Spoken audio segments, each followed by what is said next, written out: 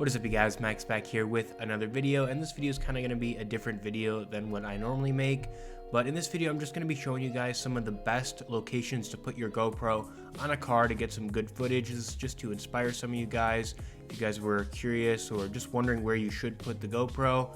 And so just so you guys do know, I'll put the mount that I use on the screen, and then also I use the GoPro Hero 7. So I know there's some newer ones, but this goes to show even the older ones can get some pretty decent footage. So with that being said, hopefully you guys enjoyed the video. If you do find yourself enjoying it, make sure to like and subscribe, and I'll see you guys in the next one.